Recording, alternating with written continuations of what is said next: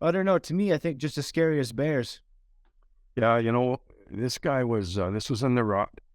Um, so Moline Lake Road, Oh yeah, I know the get up one. towards Moline Lake that's real, where you'll often see moose in the fall. And that's where I found this guy. It's a long hike back from Moline Lake. And I think I did it 3 times in 2 days. And I say hike. Let's not kid ourselves. I'm driving. I'm hiking with my truck.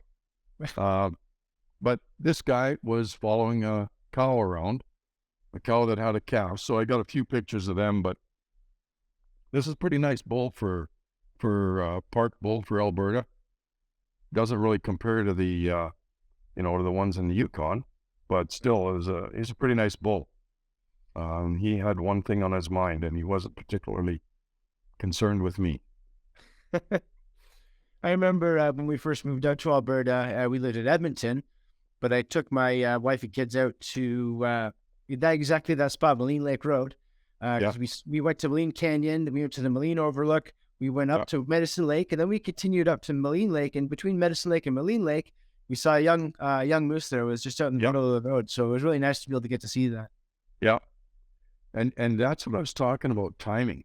I drove up there when I got the picture of the bull. I'd been there the night before and earlier in the day before, and this was in an afternoon, if I remember correct, afternoon later in the afternoon, and I just drove up there, stopped at a little campsite pullout type area by a river, shot the breeze with a couple other photographers.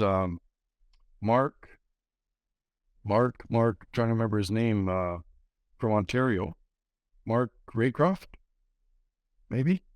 And Okay. anyway, he's a professional wildlife photographer. And so, I drove up to Moline Lake, nothing, drove back, parked in the parking lot there again for a little bit by that river. All of a sudden, there's activity. And here's this bull comes wandering a cow and then the bull following her out of the bush. So it's so much just being in the right spot, the right time. Yeah, amazing. And there's so much like I like if someone hasn't seen a moose in real life, they're enormous, absolutely enormous. I believe that God had a sense of humor when he created them because of their looks, and yet they are so, how does he get that big rack through the bush? They can go through so quietly if they want to. Then on the Yeah, other hand, if you can hear them banging and crashing and so on other times, but if they choose to be quiet, they can be very quiet. I watched. I don't know if you ever seen the video of. Let me see if I can find it. I'm just gonna see if I can find this. There's a video of a moose running through the snow. It's like you can see some people there, and it's waist deep snow. Oh, here it is. Can you see the video now? Oh yeah, yeah, yeah. All right, here we go.